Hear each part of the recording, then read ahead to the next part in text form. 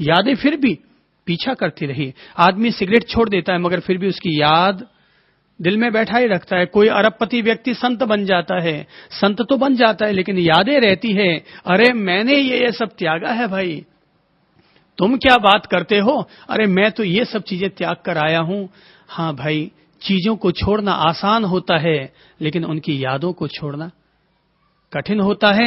दुश्मनों का त्याग करना आसान होता है लेकिन दोस्तों को छोड़कर आना कठिन होता है। द्वेष को छोड़ना आसान होता है लेकिन राग अनुराग के अनुबंधों को छोड़ना कठिन होता है।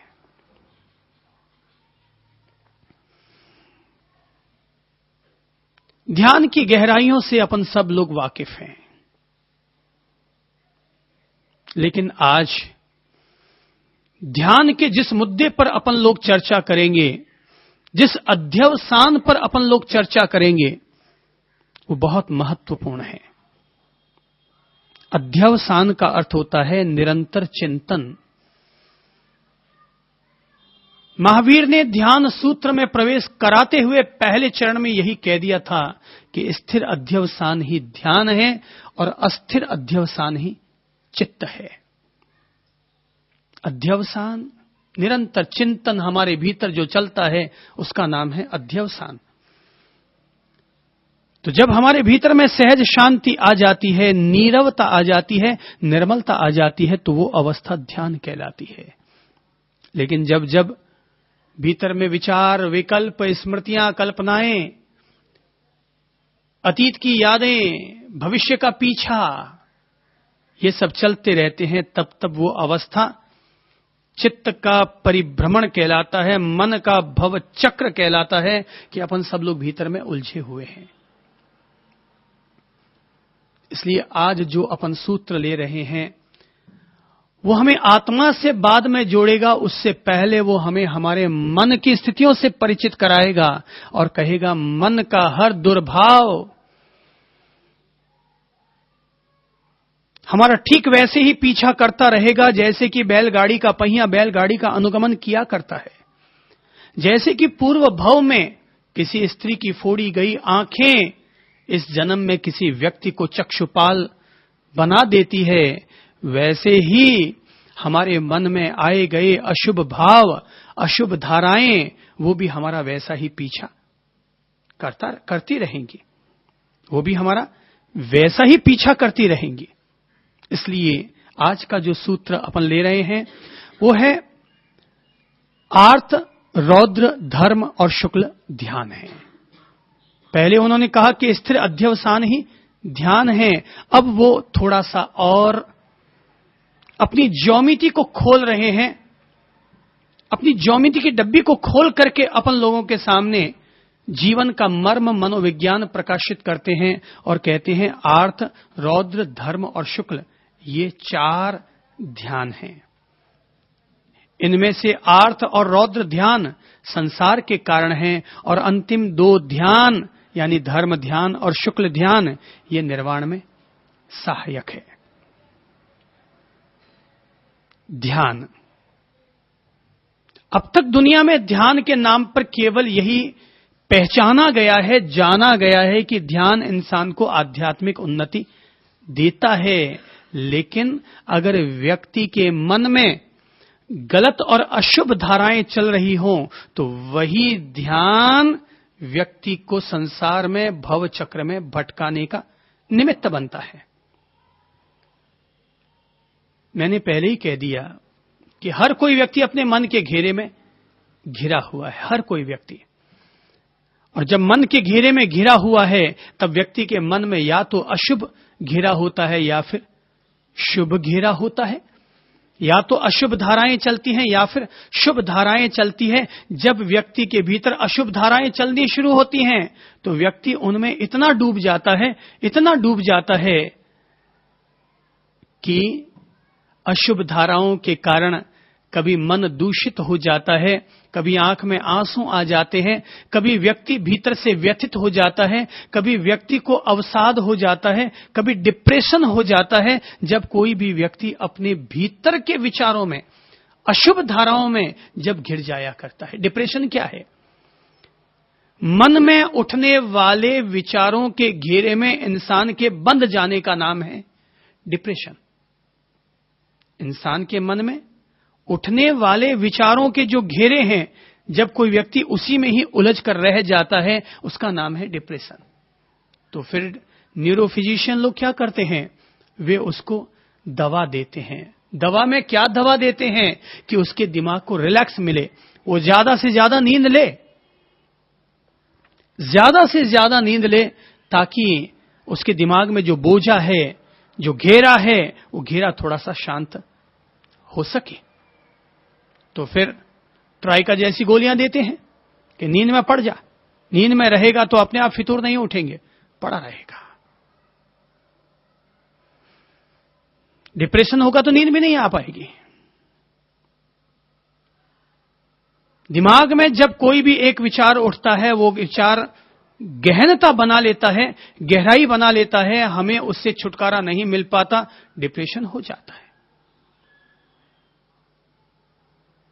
तो जब किसी भी व्यक्ति के भीतर विचार इस तरह के उठते हैं कि व्यक्ति को अपने आगोश में ले ले, अपने पंजे में जकड़ ले, तो ऐसे भाव, ऐसी धाराएं, मन की ऐसी दशाएं 4 रूपों में वो देखते हैं। ज्ञानी लोग अपनी दृष्टि में, अपनी ज्ञान दृष्टि में 4 रूपों में देखते हैं। पहला है आर्त ध्यान, दूसरा है रौद्र ध्यान, तीसरा है धर्म ध्यान और चौथा है शुक्ल ध्यान। आर्त ध्यान और रौद्र ध्यान अशुभ ध्यान है, धर्म ध्यान और शुक्ल ध्यान शुभ ध्यान है। शुभ ध्यान की चर्चा अपन लोग फिर कभी करेंगे क्रमशः। अभी अपन लोग पहले अपने अपने मन को समझते हुए अशुभ ध्यान दशा को समझ लें, क्योंकि हर कोई व्यक्ति ध्यान में तो रहता ही है, बगैर ध्यान के कोई व्यक्ति जी भी नहीं सकता। एकाग्रता तो बनती ही है, स्थिरता तो आती ही है, लेकिन शुभ धाराएं कम रह पाती हैं, अशुभ धाराएं ज्यादा उठती हैं। रात को जब सपने आते हैं तो शुभ सपने ज्यादा आते हैं कि अशुभ सपने ज्यादा आते हैं? कैसे, कौन से सपने ज्यादा आते हैं? कौन से आते हैं? अशुभ है। अगर रात के सपनों में अशुभ सपने ज्यादा आए तो इसका मतलब यह हुआ कि हमने अपने मन को समझ लिया कि हमारे भीतर अशुभ धाराएं ज्यादा हैं, आर्त ध्यान और रौद्र ध्यान ज्यादा है। किसी ने छोटी सी गाली दे डाली, मन के विपरीत बात कह डाली, कितनी देर तक उसका टेंशन रहता है? कितनी देर तक? बात तो हुई थी 2 मिनट की, लेकिन उसका असर रहता है 2 घंटे तक, शायद 2 दिन तक। और कोई बहुत गंभीर बात कह डाली हो तो 2 महीने तक, शायद जन्मों तक भी पीछा नहीं छोड़ पाती है। ये क्या है?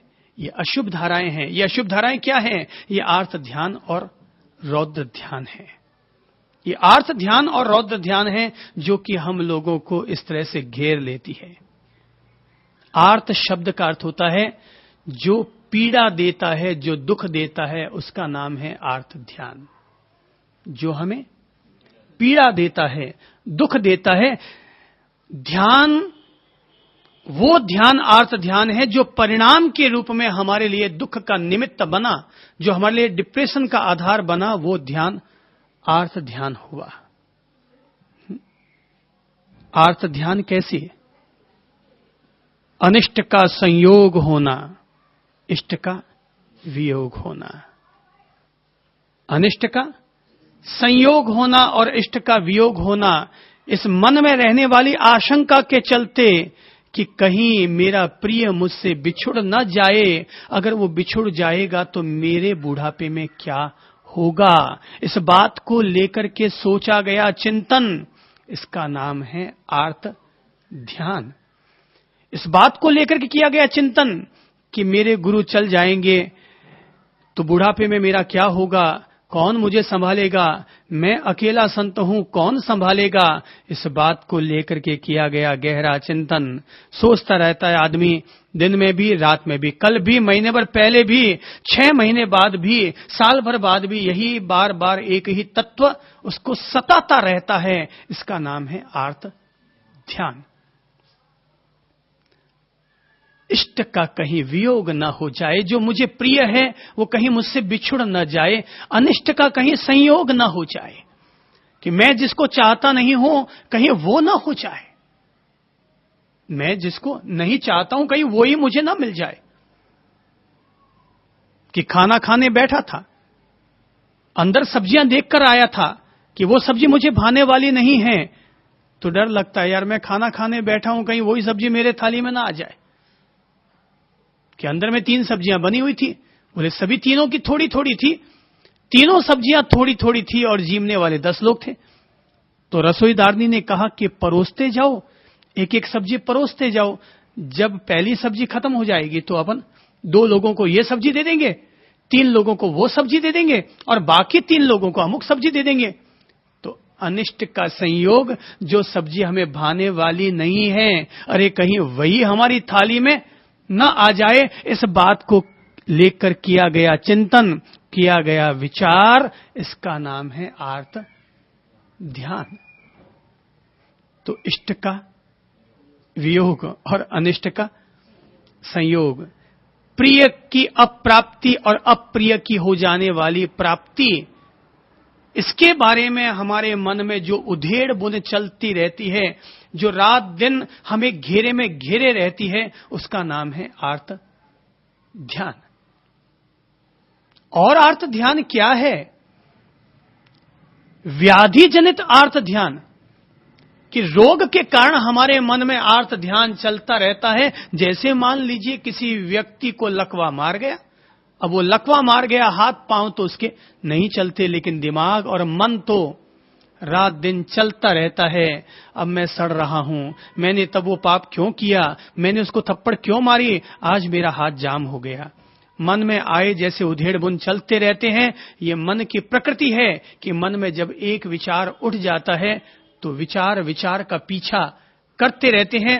एक विचार उठता है तभी दूसरा विचार उठता है, दूसरा पहले का अनुसरण करता है, और इस तरह से हमारे भीतर एक रास्ता, एक पगडंडी, एक जंजीर बन जाती है और वो लगातार चलती रहती है, चलती रहती है।